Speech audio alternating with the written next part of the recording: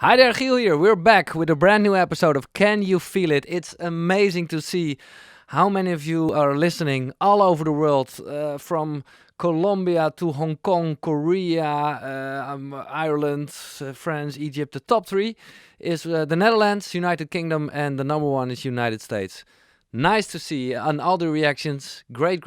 Leave comments under the YouTube video and feel free to get us a rating at iTunes. That's pretty good for the podcast itself, I heard. And if you have any suggestions for the playlist, the house playlist with classic house tracks, or who should be my next guest, leave it. My Twitter is GIELS. Today, in this fifth episode, we've got Don Diablo, recorded in his own brand new studio here in Amsterdam. And he's telling a lot of stories. His first gig went to a violent one. It's a real heavy story. He's not only the founding father of Future House, as you probably know, but also the founding father of hardstyle. He's going to tell about it. And he explains why he is more an artist than a DJ. And besides that, he's a great guy. Enjoy Don Diablo. Can you feel it? Feel it? Can you feel it? It's the music of millions of people all over the world. Electronic dance music. In Holland we call it house music. It was my history. It was my youth. These were my records. Who am I? I'm Giel Beelen, a Dutch radio DJ.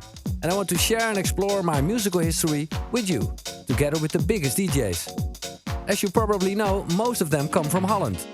Why is that? This little country in the west of Europe. And how did they all start? Can you feel it? The story of a Dutch DJ from the bedroom to the festival. Check this out. This is going to be a dance trip down memory lane. Start tune. Mic drop. Hi there, thanks for listening and welcome, Don Diablo. Or Big Don, what's... Big Don? No, I mean, that's... No comment. There's nothing right I can say about that my mom is gonna like. So let's just keep it at a high. Okay. Great entrance. Already like this interview. Love it. Let's go. Our native language is Dutch, of course, but for this podcast we'll speak English, or at least I will try. But just for our Dutch listeners, wat is je favoriete Nederlandse gerecht? Ja, mijn moeder is Indisch, dus dan mag het Nederlands-Indisch zijn. Ja. Gewoon die hele rijsttafel. Let's go. Oké. Wat is rijsttafel eigenlijk in het Engels?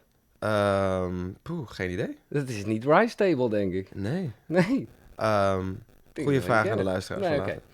All right, let's start with the EDM, the earliest dance memory. So, do you remember the first time you heard house music? Oh, wow.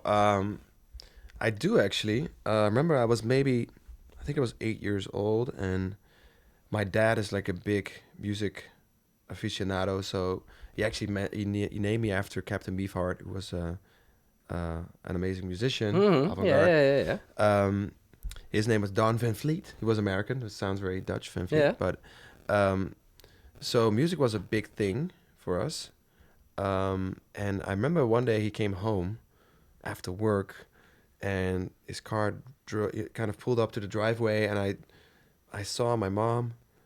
She was working, and I looked through the window. My dad was sitting in the car, and it was like 5 minutes, 10 minutes, 15 minutes. I'm like, how long is he going to stay in the car? So I walked to the car, and as I approached the car, I heard like these weird sounds that I'd never heard before. So I was like, I opened the door, it was... Yeah. So I closed it again, and I looked at my father, and we didn't speak, and he had this cassette tape that had a smiley on it. So I just pointed at that cassette. He was like, and he just gave it like a thumbs up. Yeah. So I was like, okay, what is? So I was holding this magical cassette tape, looking at this smiley, and I looked at him, and he looked at me, and we're like, this is cool. Like, what is this? Yeah. Something fresh, something new. I said, like, how the hell do you make this stuff? Like, what kind of band is that? And then, I remember that was my first ever sort of coming across of electronic music. It was very... And have you any idea what kind of song it was, or what kind of artist, or... I don't know. I remember like it was like an acid house tape. Yeah, so of course. It was because now, for the young listeners, we see smileys every day on your phone, but Yeah. The one smile used to be the sign of acid house. Yeah, it's the emoji that ruled them all, Yeah, basically. exactly. Yeah. So yeah, I think that's where it started. Okay. I think that was the symbol of dance music, but that was even before my time. Like that tape was made way before. Like I think, at the end of the '70s, beginning of the '80s, Yeah. there was already like a rich history, and I had already missed that by then. Of But course. Yeah. but my dad was the one who introduced me by accident. He didn't know that, but yeah. And how did you really got involved with house music? Because you were a DJ at age of 14 or something. Oh well, I was making. I started out making videos for people. So I went to these events and I was hired when I was like 12, 13. I had like a little video studio with chroma key and everything. Okay. Um, But more like a VJ or making video clips? no, like making after movies and music Yeah. videos. Okay. So yeah, so that's how I started. And then I was like, got infected by this music while I was going to these parties. I was like, oh, this is pretty dope. I had no idea how to make it. So I started making these short films, sort of recreational, and then I was like, I have this scene, but I don't have the perfect music for it. So I started thinking like, how the hell do we make music? So I started looking for a band or like, if there were people that I could make music with. So I started asking around in my village. Nobody really wanted to work with me. So I was alone. And then I came across the idea of like, hey, you can make music with a computer nowadays, right? So, and this is where it gets like crazy because nowadays, obviously, you just make music with your laptop. But Yeah. then I was like, oh, snap. So I think I bought an Atari. Yeah. Okay. And then you have an Atari, but the Atari doesn't do anything. No. So I needed a sampler to trigger like actual sounds. I needed a drum computer. I needed synthesizers. I even needed like if I wanted a reverb or a delay, like I needed to buy reverb units, delay units. So I was like, wow, this is getting complicated. Yeah. And then all these sounds needed to run through a mixer. Yeah. And that needed to be a physical mixer, so not a mixer on your screen Yeah. for the young producers listening. So I think I was like 12 or something. So I tried to make sense of all of this. And that's kind of when I started experimenting. But I didn't have any money. So I was like washing dishes, washing people's windows. Yeah. I worked in a nude sauna. Like I did all these crazy things. And then I was like, what am I doing? I can actually maybe like throw raves locally. So I started to do that. And then I think I was 13. I started to make a lot of money. So I was like, oh, wow. So I could buy all this equipment, started building a real studio. And my You mom invested it all in Oh, yeah. And literally didn't go outside anymore. And I No. think between age 13 and upwards, when I was 14, I released my first record. So that's how it started. And you were first a producer, so you didn't buy records during that time. I didn't even know that was possible. I didn't know how how all of that No, worked. okay. So that was the whole thing. Yeah, I was like, oh, I'm making music. And then actually a friend of mine sent it to a label, and I got a phone call. My mom was like, hey, there's someone on the phone. Yeah. And they were like, we want to release this. So I was like, okay, so release it, like no idea what that means, but it sounds great. And then I think, and in the beginning, I was making productions for other people. Yeah. Because I didn't really know how that worked. I was like, oh, this is guy, he'll put his name on it. I was like, fine. Like, I'm making a lot of music anyway. So it was like from trance to hardcore to drum and bass to hip hop to like chemical beats at the time. Yeah. So I was like, fine, as long as it gets released. I don't know what to do with it anyway. I live in this small village. And then one day my mom was like, so what happens with all that music that you make? And there was like a box of like vinyls and CDs, in my bedroom. I was like, I don't know, it gets, they put it on these things and then people buy it or not, I'm not sure. But she's like, but shouldn't you be getting like money for it or something? I was like, I don't know. Like, I think I signed some paperwork in the beginning where it was like, I signed, a contract. So she was like, okay, shouldn't we be looking into this? So it turned out I actually signed like a strangle contract. Of course, yeah. So I was like, at the age of 14, I was signed for like the rest of my life. Oh my God. So, and then I was like, okay, what do I do now? So we were talking about getting lawyers involved. And then I was like, but I'm 14. Like, shouldn't my parents like co-sign? But they didn't realize that. So that was my first experience. I got out of the contract. I was like, damn, this music industry, it's heinous. Yeah. You have to be careful. Yeah. Well, there will be some more lessons you learned. Oh, yeah. In the But that's same how I got business. involved with Yeah, electronic yeah. music. But for me, at first, it was like I really just wanted to make as much music as I could Yeah. because I didn't know which genres I was gonna. But are there still productions on what name ever online or yeah? Oh, that's funny that you say that because I remember one time I had this bet with a friend. He was like, like a big techno aficionado. Yeah. Everything was techno. So I was inferior. This is the way it works in dance music, right? So you've like, it's like on the far right you have all the techno stuff, like Yeah. difficult haircuts, like tight pants, yeah. mustaches if possible. So Yeah. it's like all super More cool. the alternative. Yeah. And on the far left is like like gabber and hardstyle, like Euro super house. not cool. Yeah. And so it's like that's how it was like divided like back then. Whereas like in my opinion, it's just all like rattling computers, like, and it's like either it hits you or it doesn't. So I was like, so what do you mean? Like my music is inferior, so and techno is the best thing in the world. So it's like, who's like the best techno DJ in the world right now? It's like Carl Cox, Laurent Garnier. These are trendsetters. They are, they understand the real electronic music. So I was like, cool. So give me 2 hours. So I went back into my little bedroom studio and I was like behind my computer. And I came up with this name, Dave Mitchell. So like, he had a little history. He was like, he was black, obviously, because, white people can't really make that sort of real good techno. You just made it up. I made it up. Yeah, So yeah, he was yeah. like a black guy, like super talented black guy who lived in Detroit. Okay, of course. And so I put it out, and I think a month later, I get a phone call from the label. They were like, so, I'm not going to say what happened, but then I called my friend in, and I was like, oh, so you see this Laurent Garnier compilation? Yeah. It's, you check it out. So he's like, oh yeah, I actually have it. It's super sick. So I was like, who do you think Dave Mitchell is? No. And he's like, that's your boy. That's the track I made when I went into the studio for 2 hours. And he was like, okay, mind blown.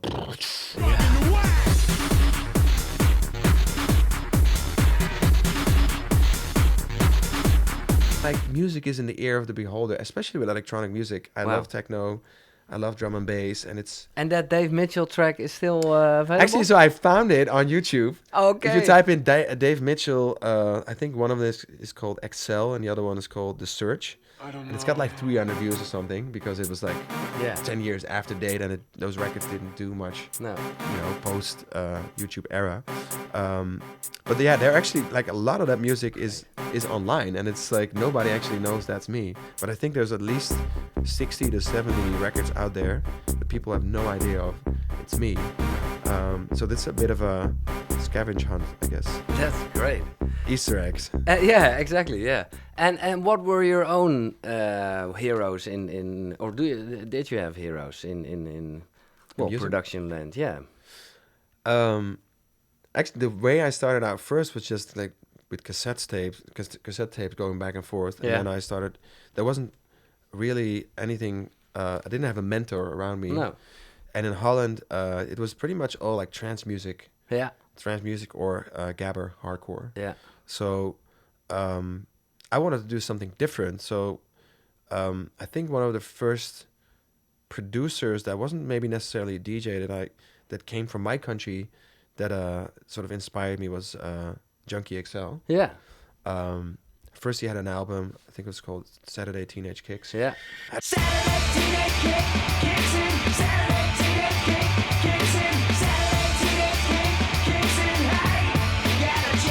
Had a poster on my wall. The whole attitude, he played all these instruments. He wasn't Yeah, just... it was real music. Yeah, it was real music. instruments. Yeah. But very electronic at the Yeah. same time. So Yeah. I got into, through like the Chemical Brothers, the Prodigy, Yeah. Underworld, Groove Armada, Basement Jacks. Mm-hmm. So it was like kind of like, because I came from listening to rock music, Rage Against the Machine, all this kind of like more like rock orientated bands. And then I think the band that the music that I remember from an earliest age is Queen. So I had like all of their whatever, like vinyls, CDs, cassette tapes. I used to drive on my bike. I used to go, like I rode the bike like for 2 hours to the next big city to buy the new CD. So Bicycle. that was the song I listened to, absolutely. Or Don't Stop Me Now. Yeah. That's like the soundtrack of my youth. Wow. And then I remember all of a sudden there was like another one, Bites the Dust. So Oh yeah. it's like, oh, this is weird. Like, what is it? Because to me, that was probably maybe the earliest sort of dance record. It's not a dance record, but No. it is. It's almost disco, of course. It is Yeah. disco, yeah. Because there were like loops, and the song was Yeah. like 6 or 7 minutes long, and there were like these parts with like all of these dubby elements. So that was kind of the first array for me into dance music, coming from rock music. And yeah, I think bands like that, they were never really credited for playing a part of the electronic scene, but I think indirectly they were playing a big role. Absolutely, yeah.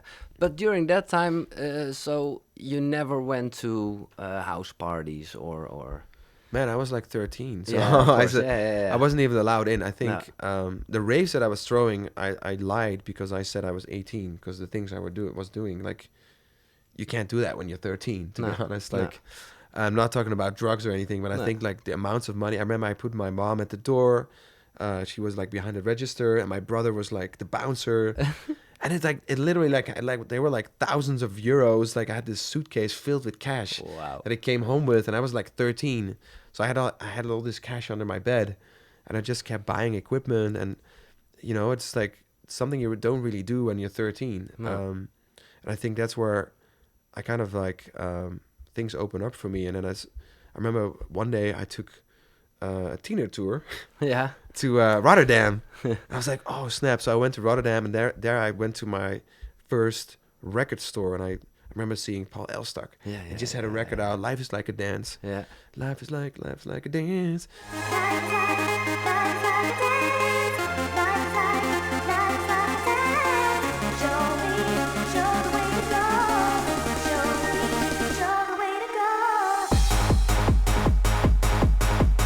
So I was like, oh snap! Like, that's the guy I bought his record, and he's there. Yeah. Pretty mind blown. So I had him sign the record, and that was like, kind of like me discovering all types of different electronic music. And I wasn't performing because I didn't even know how that worked. No. I You mean, were just a producer, and yeah. I mean, even like beat syncing two records was like, I remember buying my first two turntables. I was like, okay, so now I have two turntables. You don't even know. There's no internet, so you don't hook up. No, how It's it like works, no. How do I hook up? Oh, wow. A vinyl player into a mixer. Okay, so I then figured out that one goes left, the other one goes right, and then you just open both faders, and what happens then? And then all of a sudden, I remember like one of them like was at the same tempo. I was like, oh snap, this sounds good. It's like there's no train crash like anymore. Like, No. Yeah. so I was like, oh, maybe they should be at the same tempo, and that's how I discovered like, I think learning how to DJ with vinyl is like when you kind of like you do everything by ear. Yeah. And now everyone does everything by looking at it. Like it's different. Yeah. So I think that's when you really kind of just, you learn how to be a DJ. Yeah. And do you still remember or one of your first gigs? Oh, I do. Okay. That's the whole story. No, I'll try to make it short. So my first gig was like, obviously, like a lot of kids right now, they're like, hey, I can't get bookings. And that's logical because nobody knows who you are. No. So it was the same for me. How I got my first bookings was by organizing my own events. And then these promoters came to me like from a neighborly village. They're like, hey, you're doing these events. We want to do the same thing in our venue. Can you help us? And I was like, cool, but you got to book me. So I booked a couple of bigger DJs and put myself on the flyer. And so I arrived there, and obviously I wasn't responsible for promotion. So it's like, wow, there's like 8 people here. Like, this is going to be a nightmare. Yeah. And then it turned out these guys were pretty shady. That's an understatement. Okay. So I walked into this venue, and I was like, this is not, this is going to be tricky. So I was like, hey, I went into the back office. Like, can I get some, I need my money, basically. Yeah. Because I paid for the flyers. I advanced some of the, pre fees for the artist. And I have my fee. So they looked at me, and long story short, they put a gun to my head. No. Yes.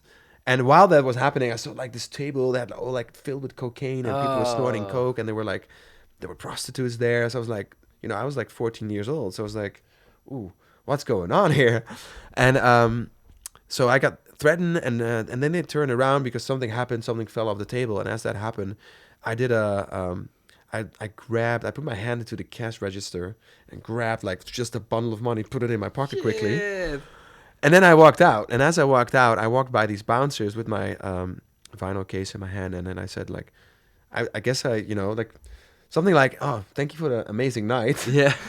And as that happened, they looked at me and they said all kinds of unpleasant things. And they literally kicked me off the stairs. So I laid there on the floor, they kicked the shit out of me. And I was just laying there bleeding. And I remember one of my best friends was with me, actually my best friend. And I saw him running away in the corner of my eye. So to me, it wasn't really about the first gig. It was kind of like discovering like how does friendship work? How hard is, how tough can the world be out there? And I remember that was a big lesson for me. I was like, damn, I don't think this dance music industry is something for me. No, I can imagine. I lost everything I had, and they confiscated my records, something that I worked on for like a full year, and I put all my savings in that.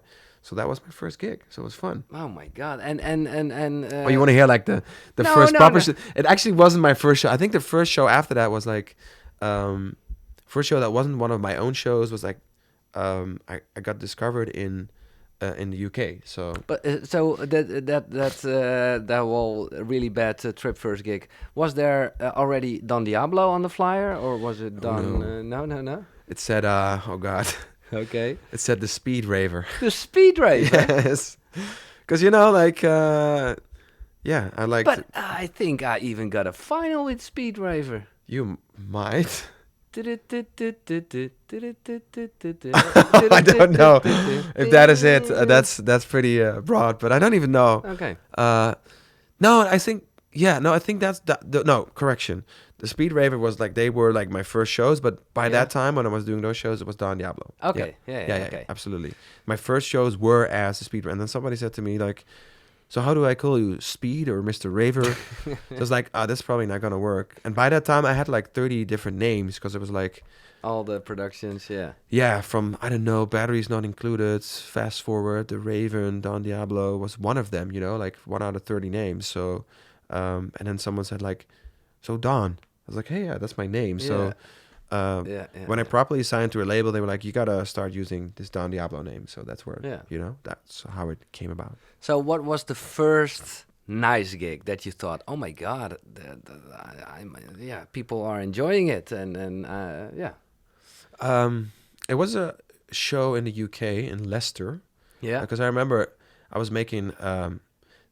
I started out, like, I think the thing that I did, like, that I was most successful with in the beginning was making gabber/hardcore music.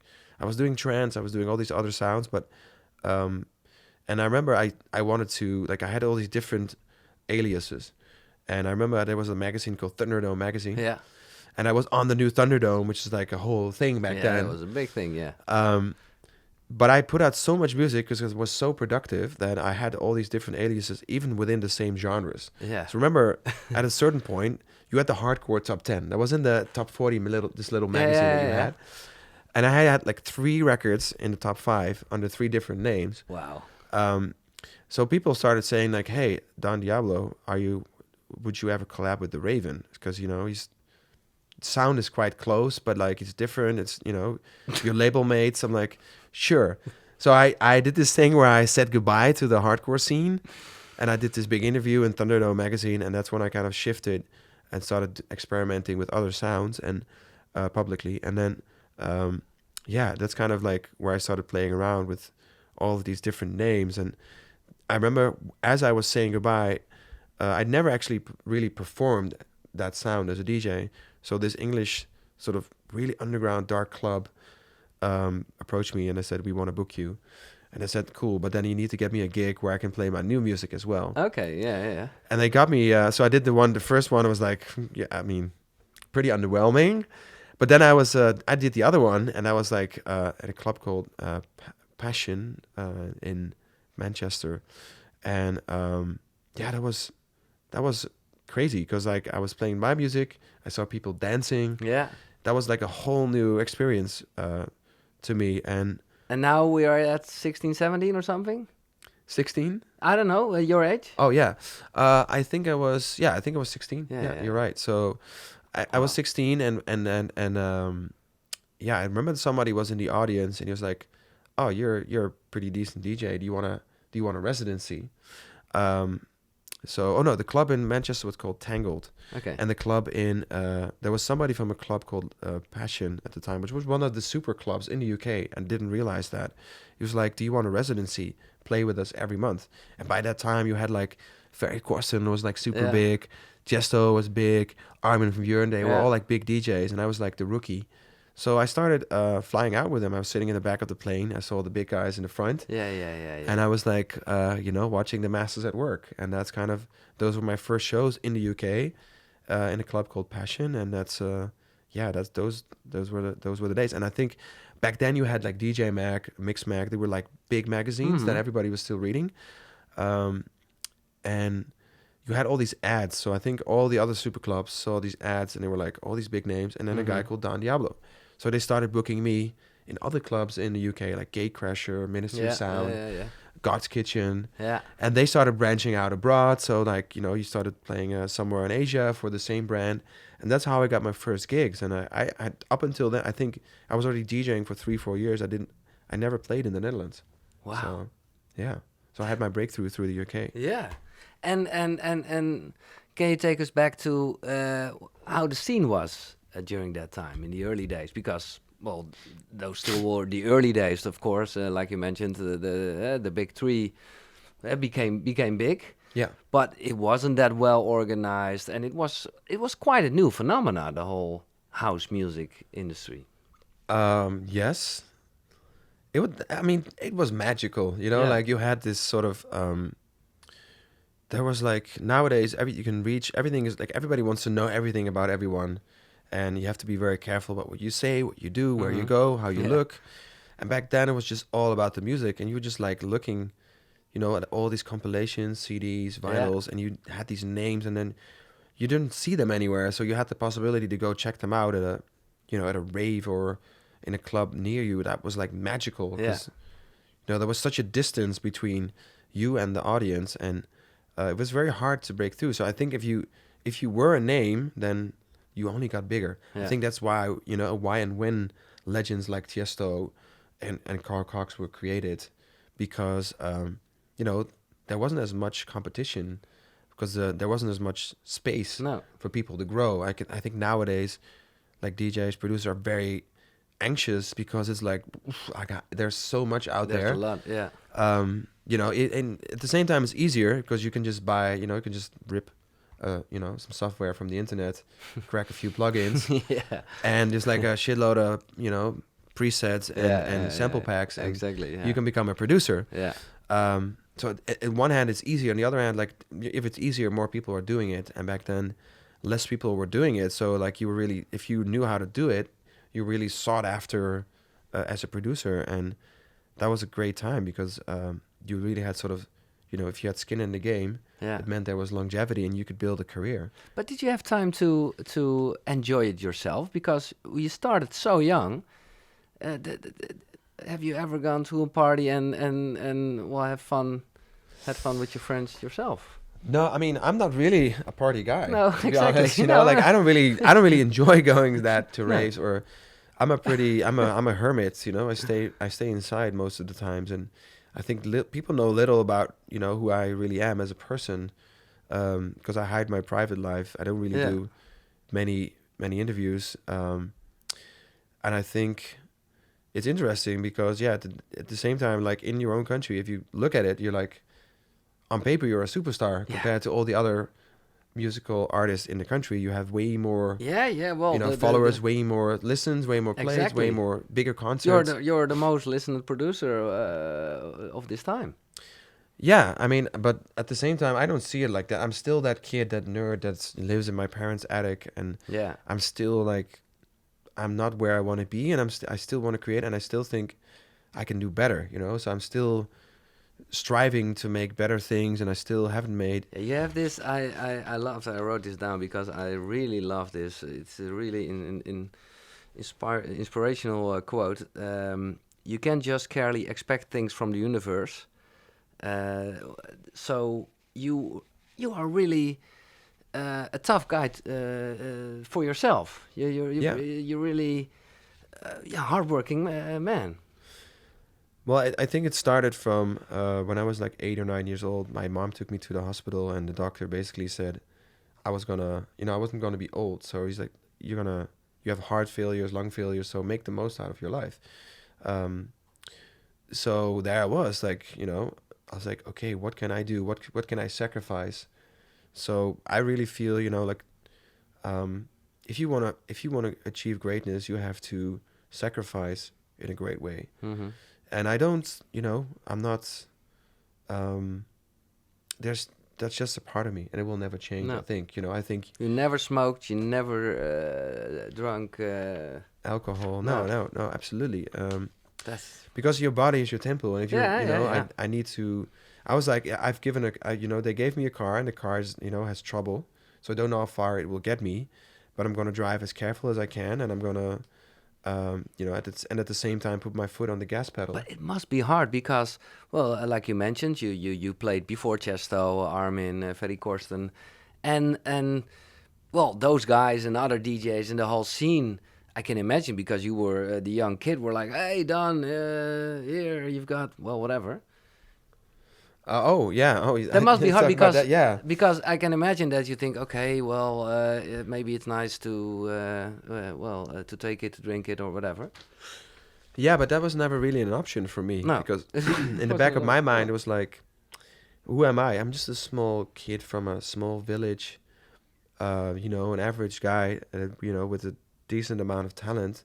So I need to work hard to persevere and hopefully achieve something that, is bigger than myself. And Yeah. my only goal was to make other people happy, and I like seeing other people smile and enjoy. And that gives me joy. I don't really necessarily enjoy going on a holiday or spending time sitting on a couch watching Netflix or doing, I guess, things. You want to that- give people a great time. Yeah, a great time. And at the same time, I think before I leave this planet, there's just a couple of things that I think I want to share with the world. And I'm always in a rush. Like, people always tell me, like, even my friends are like, we're not in a rush. We're going out to dinner, but you're running. Literally running to that restaurant. The reservation is like, Bam, bam, bam.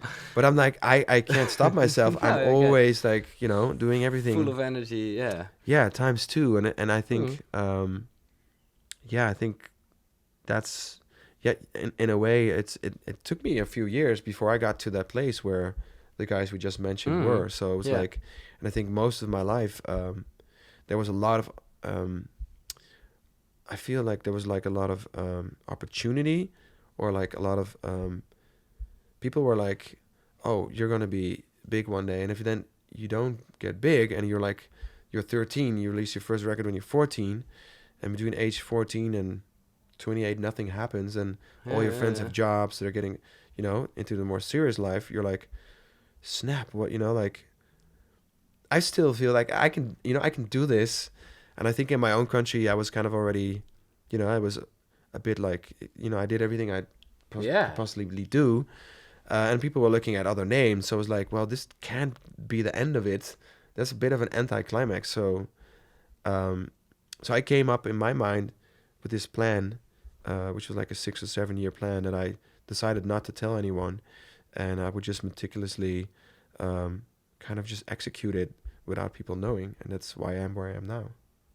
That's insane. That's okay. We're gonna talk about. That's it a whole later. different story. Yeah. Was there a moment because, like you mentioned, you started as a producer? And was there a moment you really thought, okay, this DJ thing, and of course the producer, it's going to be my job. It's going to be my full-time thing, or It's actually crazy that you say that. Yeah, because in my mind it never was. No, it was like I wanted to make films. I studied journalism. Exactly. I wanted to make, I wanted to write books. I was like, I was pretty good at school. So my parents were like, you got to finish an education. I think in my year I was like the only guy in the whole country who had like 0 mistakes in the CITO toets. Oh, nice. Which So- is the big toets. It's like a big test you big take. test, So yeah, like yeah. so like everybody always looked at me like, he's good. I was like competing national championship checkers while I was also competing world championships, BMXing, flying Yeah. around the world. Oh yeah. So it was like a big sort of like pool of potential, and I felt like everything just didn't work out. So I was like the guy that just didn't make it, and Oh man, you're so hard for yourself. I don't know, so it's like, maybe I set my bar too high. Yeah, well, Um, that's yeah. but I think, at one point it was like, I'm making music and man, people seem to like this. And then I kept putting out more records, and then I went through so many shady record labels, agents and managers that took Yeah. advantage of me. I was like, I don't know if I could, how can you make a living of making music or DJing? And then, for the biggest part of my beginning of the career I was just making music. I wasn't performing. When I started performing, it was like, oh, you can make some money with this. And I think from there, up until maybe a few years ago, I didn't consider this to be a full-time job. I was waiting for it to be over. I was like, I always felt like I went to the casino, right? Put everything on red, put everything on black, and it came back to me. Yeah. I was like, okay, now, and then I lost everything again, and I was like, okay, now it's over. I'm gonna move back into my parents' house and figure out what I'm gonna do. But before I do that, I make one more record, and then that record explodes. So it's like, it kept chasing me, Yeah. like it was like I never had a choice. No.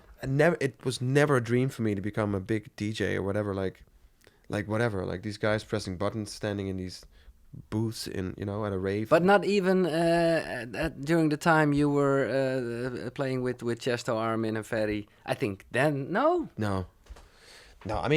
Okay. I mean, let's be honest. Like DJing is seen as the lowest common denominator of creative art. Like. Wow. What are you saying now, though? No, I'm not saying that's the way I feel about it, but that's okay. the way the world looks at it. Like we're not in a museum. There are no critically acclaimed documentaries or books about us. They're all like or movies. So there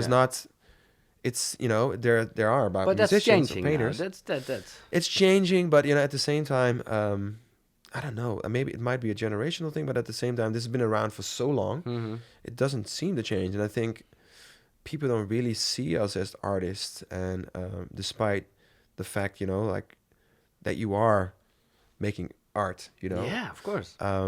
it's not just the music. In my case, I felt like I needed to be across. Like I grew up with like Freddie Mercury, Mhm. Prince, David Bowie. So these Yeah. were like, they expressed themselves. Yeah. I think in the beginning of my career, I was expressing myself too much. I remember the first video I made, this music video was called Useless. It was like Yeah. a whole political statement. Like an animation that we worked on for almost a year. Oh man, I still remember that.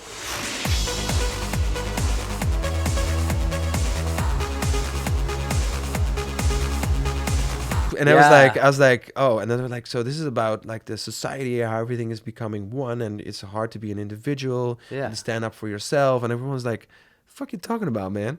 I want to have a good time. And just like, I was like, oh snap, yeah, no, I don't know. I wanted to express myself. I wanted to make aesthetically nice things, and I wanted to have messages in the music. But have you ever thought about the fact that, well, you're a part of music history? I only think about the now and what is coming after. I don't really look back because I don't want to say that I played a role in anything. I think if people perceive it that way, that's great.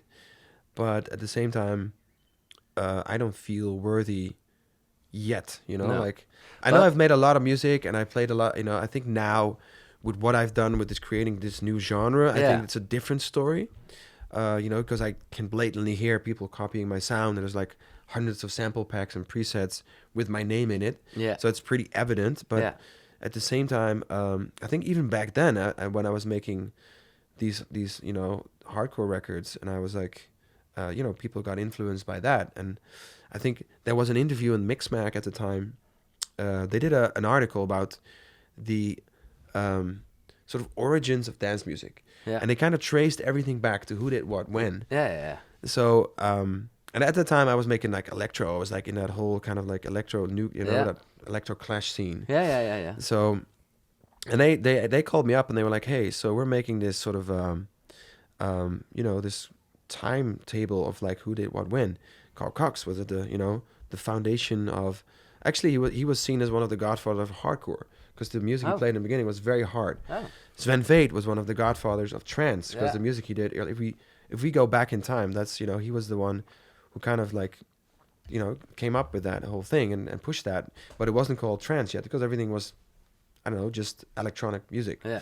And here comes the kicker. So I'm like, so why are you calling me? And they're like, well, according to our research, you are the creator / sort of founding father of a sound, of the hardstyle sound.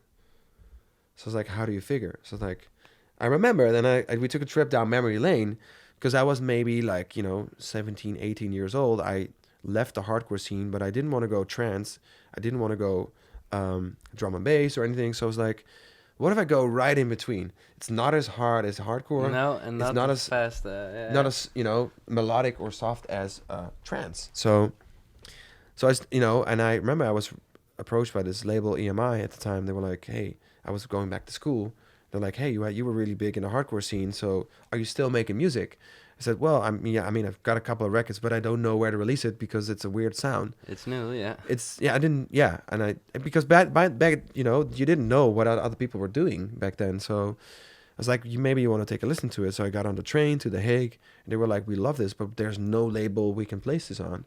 So we created a new label, put it out, came up with a compilation, and but in that time you still had like compilations. If you did a compilation with EMI, you had an ad on TV for it. Oh yeah. It was a crazy those were the days. Buy it now. Don Diablo, hardstyle nation. So, and by that and that sound didn't really exist. So other producers started calling me. By now, someone like Brennan Hart is really big in the hardstyle scene. He's kind of like, we became brothers. I remember he called my house one day. He was like, how do you get that kick and that compression and, the side chain on the bass line, et cetera. So we started talking and a movement started erupting and more people started making that sound. And then, hardstyle was there. It became huge, blah, blah, blah, blah. Yeah. Then I already moved on. A year later, I was like doing other stuff. I was like, oh, this is great. I mastered how to make this stuff. I'm moving on. And then looking back, I think, it's like a few years later, they were like, so there you go. So how do you feel about creating that genre? I was like, as they say in Dutch, I had my teeth filled with, my mouth filled with teeth. Yeah. You had no idea what to say. You were like, it's like, because you were into electro during that days. And that's where it gets crazy because you have the thing like what's like dance music is divided in levels of coolness. Yeah. So if you get associated with certain things, it's like, so can you not write about that maybe? Like it's already written whether you participate in this interview or not. So I was like, oh man, okay, I will answer some questions, but can you then also mention what I'm doing right now? Because I thought, because I finally got accepted in that world. Yeah. Through someone over here, Roy Afney, who was doing these events. Yeah. Called Electro Nation. Exactly. Yeah. And that by that time we started a label and we put out a record on it that was like that's a whole story in itself. But that became a massive hit. So I kind of reinvented myself for the sixth time, at the age of 17. Yeah. So it was that was a crazy little twist. So you're not only the inventor and the founding father of Future House, you're the founding father of hardstyle. I mean, I would never say it like that, but that magazine at that time, that's how they circled it back, and I definitely played a big role of creating that sound at the time for sure. And I still love it. With me, I'm not a music snob. I like listening to. There's no cheesy music. No. There's good music. There's bad music. Yeah. I like when somebody makes an amazing.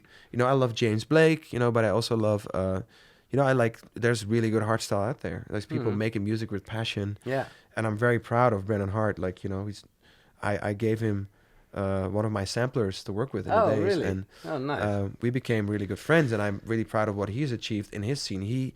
he's kind of he's created his own legacy, and we're all musicians. We're all doing stuff, and at the end of the day, it's either or it's or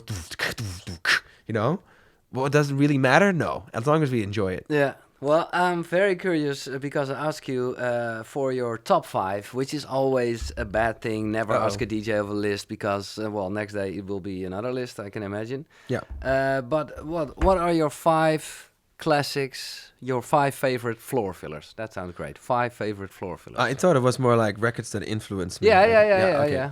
Absolutely. Sorry. Okay, yeah. I'm gonna like. You asked me what are 5 records that turned you into who you are today, maybe. Yeah. I think we mentioned it before, but I think being a massive Queen fan and not knowing what electronic music is, hearing Another One Bites the Dust. Yeah. And discovering like how to loop things and how to work with, implementing electronic, machines into making music. That's where I first got introduced to that kind of music. So that was a big, that record played a big role, I think. Okay. Another record that's such a timeless classic that really kind of like inspired me like melodically and even like with a small gesture to make the music that I'm making today. I mean, I'm not worthy because this record's an absolutely classic, but that record really inspired me to keep making music. Massive Attack, Unfinished Sympathy. Yeah.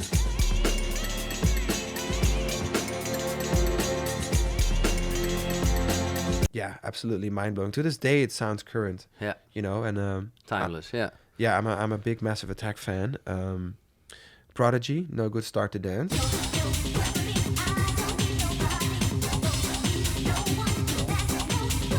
Yeah, I mean that's sort of like that really woke the sort of raver in me. Yeah. I saw that video, the black and white video of the warehouse, and I bought it on the single. And I was like, wow, this is so cool. These guys are so fucking cool. And everything just spoke to me. And that really sort of got me going on like wanting to make electronic music myself in the way. Because it was aggressive. Mm-hmm. There was a bit of a dark vibe to it. And energy, but yeah. Yeah, very raver orientated. Aphex Twin, Windowlicker. Oh.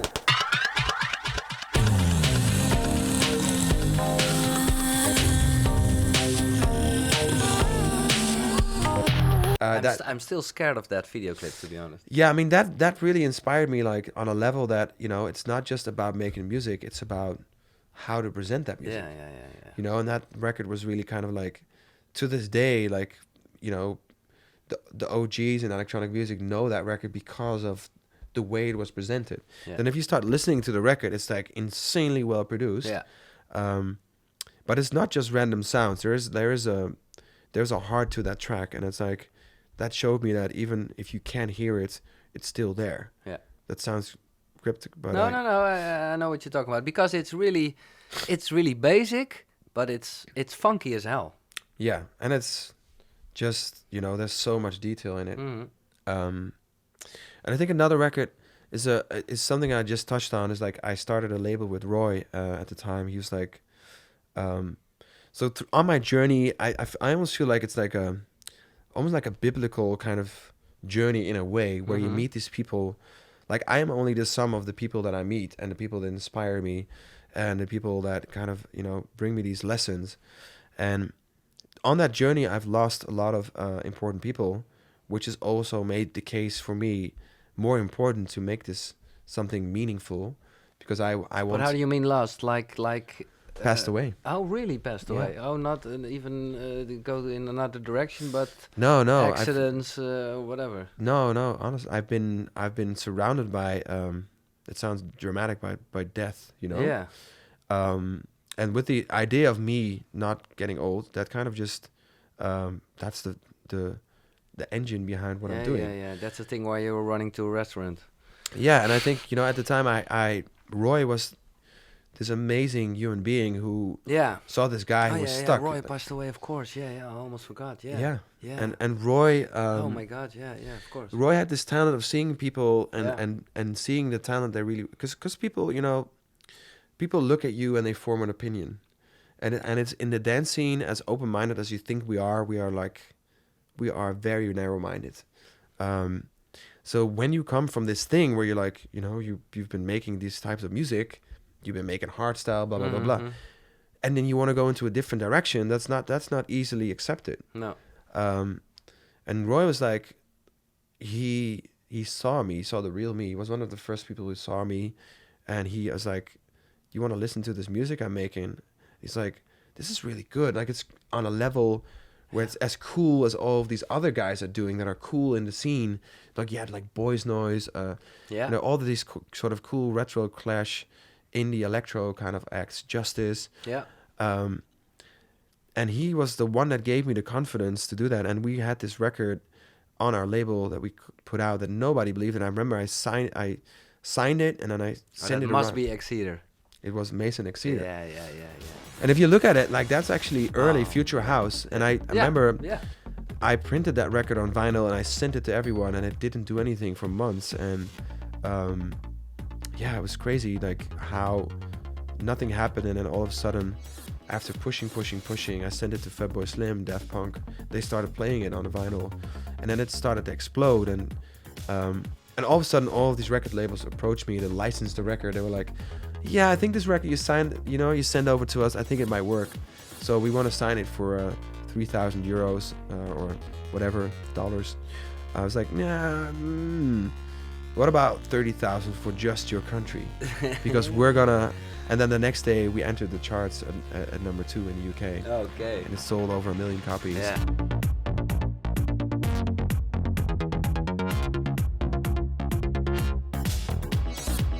And then Roy got sicker and sicker, and we closed up the label, and that was sort of another end of an era. For me, he was a great guy. So so open-minded. Yes. Yeah. And I think that's kind of where the whole thing started for me. I discovered that part of me that was like more musical, that was like more, kind of just as a producer, I was exploring more to the left, more to the right. Mm-hmm. And I started making music for the blogs, and I started hitting the Hype Machine. This is this huge blog that kind of aggregated everything that was going on the internet. Hype Machine, you mean? Yeah. Yeah. And, I started hitting number ones, and everyone was like, who's this guy? So I started producing for other people, started remixing Justice, the Chemical Brothers, all of these, Gorillas, all these cool acts. And that's kind of opened the world for me without, I didn't DJ at that time. So that's where I learned a lot as a producer, and my horizon as electronic music kind of expanded. Was that the beginning of your 6 years? The big journey. No, that was like right before it. Yeah. Okay. Yeah. So this is because I'd left. I didn't, in my own country, I was perceived in a certain way, where I wasn't getting played by the radio, and I was. Sometimes I did. Sometimes. You were the one. That's the reason, actually, if you're listening right now, that's the reason why I'm sitting here.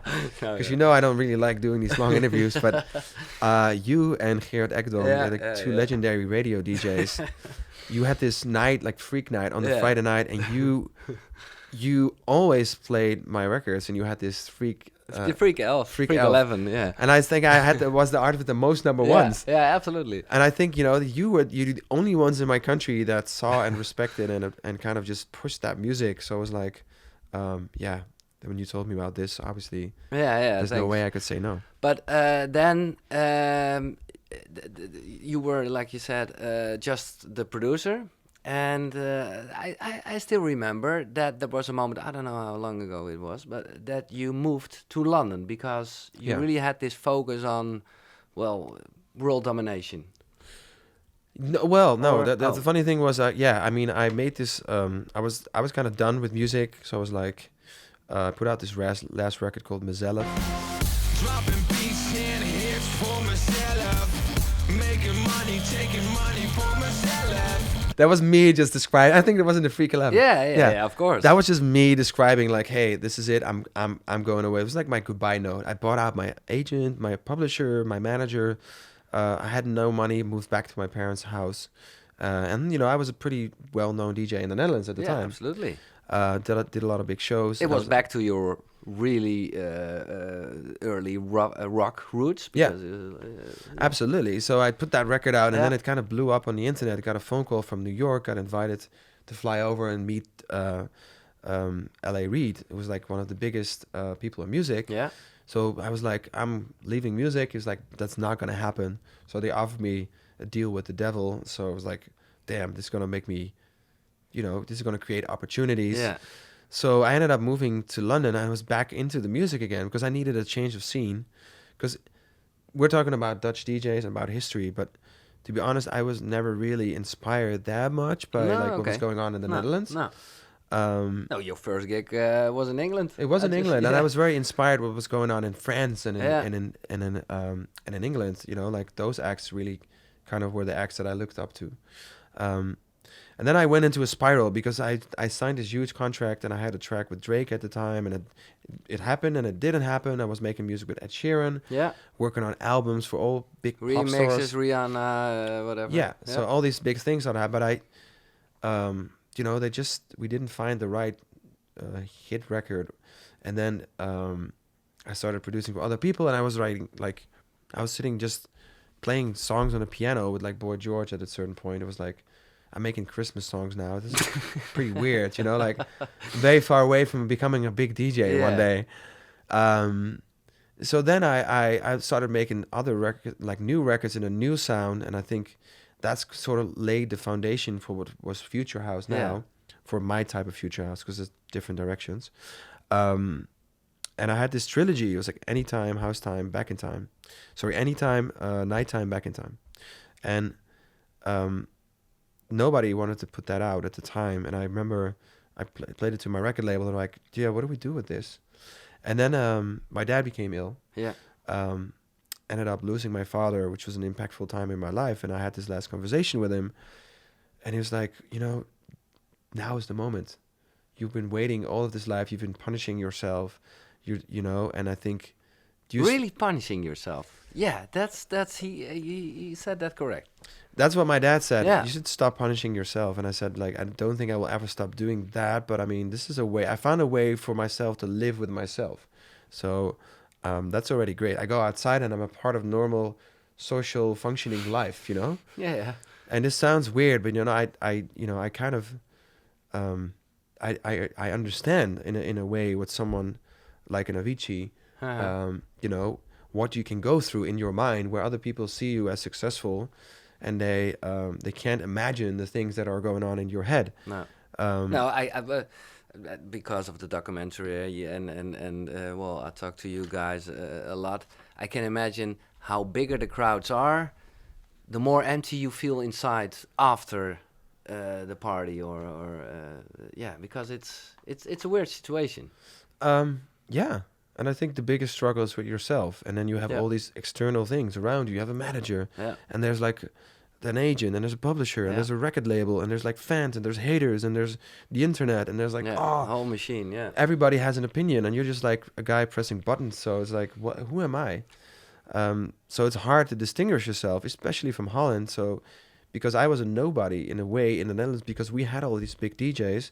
So it's great because we have a culture, but at the same time, it's very hard to stand out in a country where we have all these DJs. They're all like massive, and I'm not even in the top 100. Not that the top 100 is, the end all and be all, but it's a way for the Netherlands to kind of categorize artists. Like, well, he's a top 10 DJ, so he must be big. So it was a very weird time, and I think. So, but your father's last words were really like, okay, grab the moment, do it. Grab the moment, do it. And I saw the vision, and the record label didn't understand it. I was back at that point again because I was at that crossroads many times. So I started releasing records behind the back of my record label, kind of just illegally, I guess. Yourself, yeah. Yeah, and those records started exploding. So I had a #1 on the Beatport for the first time. And then I had another one. And I was like, snap, this is like, there's a tangible thing here happening here. So I begged my record label to, I want to get out of my deal. And I said, because I'm going towards maybe making something out of this thing called music. And then, I started, like, I remember um, it was Jorn at the time at Spin, and he said like, don't change your sound now. This is the sound. Keep going at it. This will be the sound for the next couple of years. And I really knew that deep down inside. My father had told me, and other people around me started saying, this is it. Yeah. You're onto something. And I think I've had records that did well, but I like, being at the foundation of something that becomes bigger than you, that makes you bigger. Yeah. And that's when I ended at 82 that year. Went to 30, 15, 11, 7. So it was like, oh shit, this is crazy. Like, and now we're sitting here, but I'm still in a state of mind where I'm like, I'm literally like a nobody. Oh my God. To the point where I want to, I don't want, this is not where I want to be yet. No, okay. But I see the mountain, Yeah. and that's something. I know that I need to climb the mountain, and that hopefully at the top of the mountain, I don't know what's there, but I'm searching for it. And maybe, but I don't see, you asked the question, do I see myself, how do I feel about contributing something to this whole thing? I don't know. No. It's really weird. I don't think about it at No. all. It's like everything just goes by me. It's like literally, the only thing I'm worried about is that the next show is the best show I can do, and that the next record is the best record I've made. And I think I still have about 160 songs on my hard drive that I made that nobody will ever hear. That's a shame. What are the most or the productions you're most proud of? You mentioned Jezelluf. I mean, I'm not necessarily proud of that production, but I mean, why not? I mean, it's a cool record in the It's sense that pure. It's me expressing myself. Yeah. And I actually recorded those vocals in one go, because it was like I was so angry with the world at the time that I was like, I need to do this for myself, Yeah. and I need to do it. So I did. The whole record is in English except that one word, because I felt like that was like, I just kept saying the word Jezelluf. I need to think about Jezelluf. And that's where that record came from. So in a way, I'm proud of that record. I did have it removed from the internet. okay. But it's floating out somewhere there, I think. Yeah. No, I mean, because sometimes you just do things and people don't, it's not easy for them to rhyme one thing with the other. No. I think a lot of the DJs that you'll be interviewing are very consistent, or, you know what you get. Yeah. But for me, it's like, I think that's why promoters were always scared of booking me, because it was like, What is what's he he gonna- playing this time? what's he gonna do? Yeah. I remember playing a dubstep set like post, it was like, this was like this was like pre sort of explosion. Yeah. I was playing a dubstep set on this, this village square in Eindhoven in the south of Holland. And people left, and people like, the fuck is this music? It's like robots attacking. Yeah. I was like, this is gonna be big, guys, one day. Like, trust me. And it didn't work. And I think, But in all the styles, from hardstyle to electro to future house, is there like a signature element? Yeah, I think like if you ask me like what are my 5 records that I look back on and Yeah. have had certain impact in my career, maybe.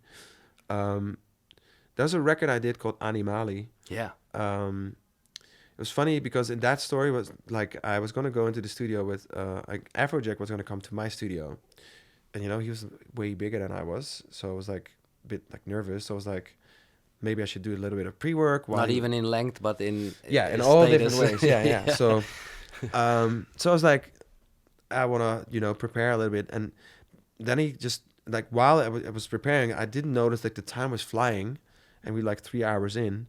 I was like, I don't even know he's coming anymore. And then I got a text message like, I need to go to Ibiza for this for this show with Gera. Yeah. And then I was like, oh snap! But I was working on this idea, and I started using this sort of futuristic sounds, and a lot of their records based on me using my vocals as a foundation. I think nowadays vocal chops are it's standard. Yeah. But that's where I started using vocal chops on the drops, and this is like almost 10 years ago. So now it's like you can't escape a record, with a vocal chop on the drop. So I think that record was influential for me as a Animale. producer. Great track. Yeah.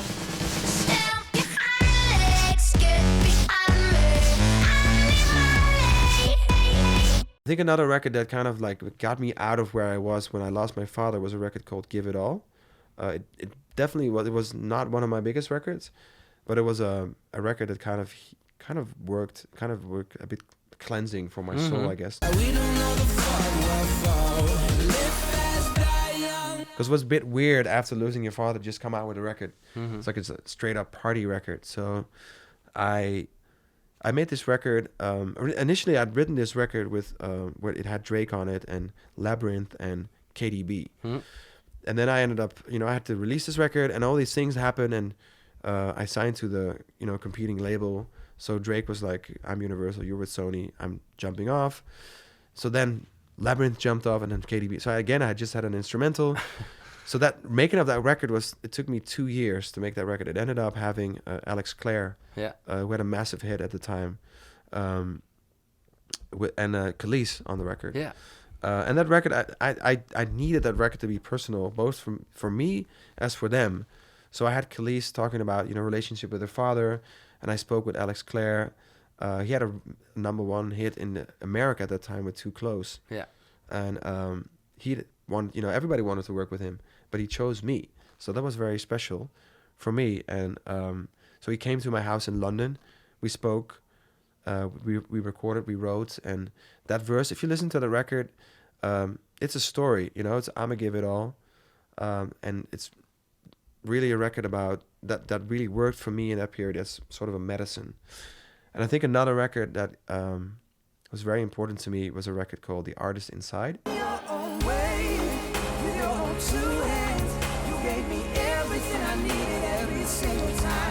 Again, not a record that a lot of people would know outside of the Netherlands. No, I'm thinking about. I think I know. I remember I was in. This was a song that's 100% about my father. Yeah. I think And we talked about this we might have during that time. Yeah. Yeah. I needed a way to express how I felt, and I needed the best way to express yourselves through music, and I discovered this guy, like this open mic thing. He's like, this guy has an amazing voice, so I was like, you want to sing on this record? His name was J.P. Cooper. Yeah. Obviously now he's Yeah. massive. Yeah. That was the fun about living in London. You kind of just today's nobodies are tomorrow's stars. Yeah. Right? So yeah, we made this song, and I think that was the first time I was perceived to be not just a producer, but a human being. Somebody. Okay. That's kind of when I discovered more and more about, like, I should be opening up. I should be speaking about certain things and things that I feel. I should put more of myself into the music and have real messages. So that record, The Artist Inside, is really about what my father meant to me, and I'm very proud of that record. And that was actually in the top 10 funeral music. Really? Most played records at funerals in that year. So Wow. the letters that I got, they didn't go from I danced all night to your music. It was like hundreds of letters of just people like, my dad passed away last night, didn't know what to say to him because guys amongst each other, but I played him your record. We looked at each other, I held his hand, we cried. Wow. And that was the last thing we did. And that really was like, I made this now. I did. If I die now, that's fine. Like, I'm really proud of this. And anything that comes after is bonus. And that's when everything fell off my shoulders. Yeah. Okay. I was like, Wow. that sort of opened the doors for me to kind of do what I do right now. So a very important record. And then I think the sort of, like those records I mentioned, Anytime, Back in Time, and Nighttime, that trilogy. Yeah. Again, it was based around the concept of time, because I didn't, after my father passed, I realized how precious time is, and that, it's the most valuable thing on this planet. Yeah. And we don't value it. So as small as I could, that was like built around that concept. And then those records blew up. And I think That's the start of the whole Future House. exactly. Yeah. Of my style of Future House. Yeah, absolutely. The melodic version. And I think that was expanded on by a record I did called On My Mind.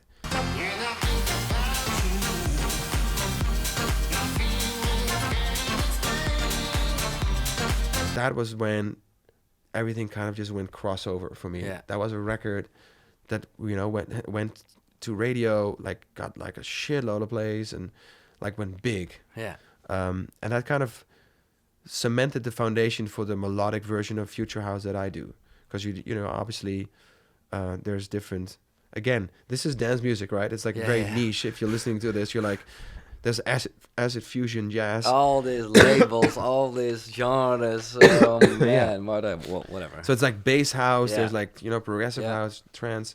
So, but I think like right now it's very evident. Like if I look back at it, that record was a foundation for bringing back the piano house, bringing and mixing that with vocal chops and Yeah. that's a sound that's now super big. And I'm very actually, I will own that in this interview. I'm very proud of being, the person that maybe was a part of creating that. Absolutely. Well, everybody will agree you are the founding father of Future House. Yeah, no doubt about that. And it's funny because when you put out an album, it's like, and you try to experiment, people are like, oh, we missed the old Don. Yeah. It's like, yeah. but what old Don do you miss? The guy Yeah. that was like 15, Yeah, sitting but in his that's crying always the himself to thing. sleep in his Yeah. room, or the guy that was making trance or hardcore or Yeah. gabber. So, and the funny thing was like, or like sad face, no more Future House. I'm like, yeah. I mean, I like to put out music, and Yeah, exactly. but at this point in time, I have 3 records in the Future House top 5 right now.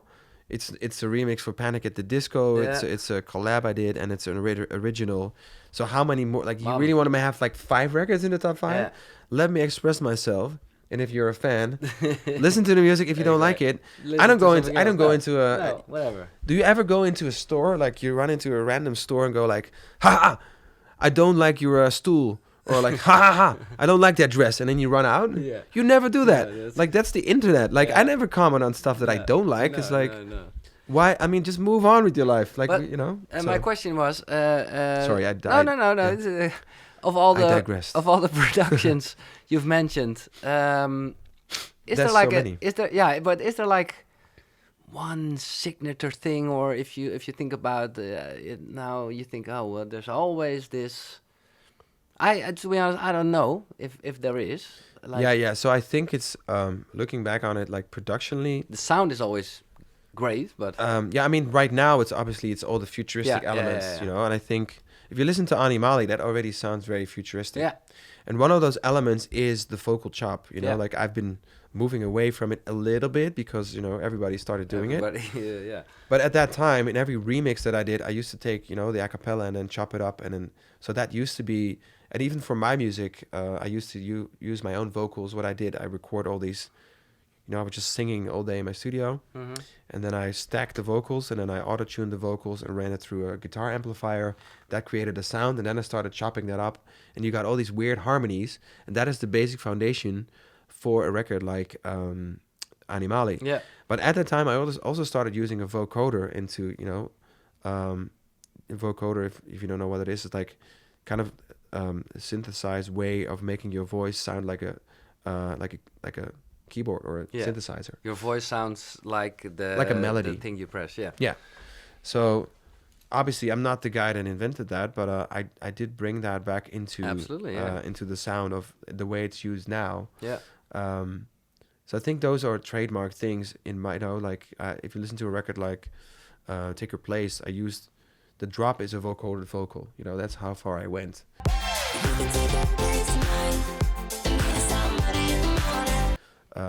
It wasn't just a stylistical thing that I did for one song. It's something I kept using over and over and Yeah. over for many years. Yeah. So I Yeah, think that's there's a bunch of stuff there. Yeah. But I also think the piano, the Yeah. way bringing back that sort of piano and layering that with one sort of synthy sound, I think that's the foundation of my version of Future House. Yeah. And then the question. Holland is a really small country. Have you any idea why our dance music and our DJs are so successful all over the world? Because we're a bunch of critical motherfuckers out here. Like we don't take, we're hard on each other out here. We don't pat each other on the back. We don't, compliment each other that much. Oh, okay. We're very, very hard. And it's very hard to impress someone. So you need to work hard. And then you go outside, you're like, when I play in my own country, it's tough, man. It's tough. Like, that's why I don't really show up outside anymore. I only do my own concerts. I'm afraid, man. It's if you just randomly go somewhere and you perform and you I've had times where I'm like, oh my God, what am I? it felt like I was at a funeral. Yeah. Like people didn't move.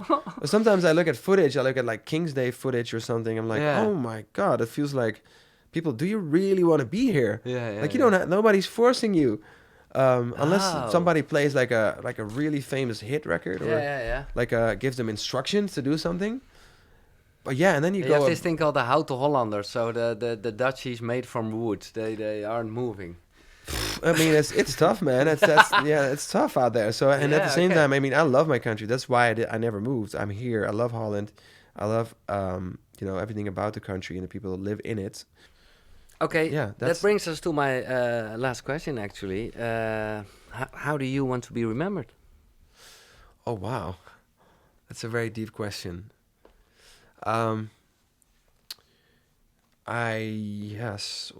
Let me think about that for a second before I answer that.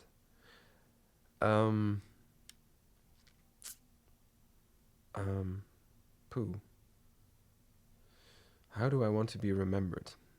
Why do you throw that one on the? Well, in the because end? Yeah. and you almost. I mean, it's very simple. I want to be remembered as a guy that put smiles on a lot of people's faces during his life.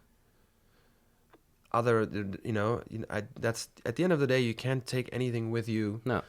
You can't take money with you. You can't take honor, pride. You No. can't take No, credits. that's really and of course that's the good answer and it's your answer.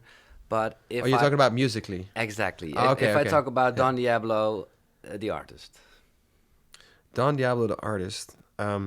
founding father of hardstyle, and future house, and maybe whatever new genres coming up in the next 20 years. No, I guess I just like to I'd like to be remembered as an artist rather than just a DJ, not just a DJ. Maybe The artist. maybe I was a guy, I'm Yeah. the artist inside. Yeah, absolutely. Thank you so much for your time, Don. It was a pleasure. You're a great guy, I have to say. And you are Thank an you. artist, and also, and I hope that inspire a lot of young producers or DJs or artists, whatever, that don't take the easy road. Yeah. Exactly. Look Yeah. at just take these baby steps and look at just fail. Yeah. Just do it and fail. Get on that skateboard of life. Fall flat on your face. Let the bruises heal. Get up on it again and do that over and over and over and over and over and over again. Then you can do anything you want. Yeah. And I think- Looking forward to the documentary you're busy with. Yes, that's Because I hope, 7 years in the making. I so- hope it has this same feeling because it gives people a lot of inspiration, I guess. Hopefully so. So thanks again, and thanks for listening. Of course, share this podcast among your friends, and if you have any questions, feel free to contact me. Twitter is @Giels. That's Giels. It's the OG. Oh, Giel van Beelen. Oh yeah. Giel Beelen, sorry. Giel Beelen, people you don't know. She did that rap thing. Y'all don't know, motherfuckers. It's the OG. Yeah. We created this We're shit. back, yeah. Legends. More episodes coming up. Till next time. Bye-bye. Thanks, man. Godsamme, dat was leuk. Een freestyletje. Ah, jongens. Leuk. Lekker lullen jij, hoor. Godsamme. Baas. Echt top, hoor. As you heard, and maybe you don't understand it because it was Dutch, but we were having fun at the end because it was a great recording, and it was a long recording, actually. I hope you liked it. Thank you so much for listening. Shout out to you. Shout out to Don Diablo. If you have a question for Don, let me know. I will give it to him. So Twitter is Giels. And of course, a shout out to these guys over here. The brand new Rocket G4 studio monitor of KRK. Thank you so much. And next week, we have 2 guests because there are both like one. Ski and Dobre, René and Gaston. Maybe you know them as Chocolate Puma.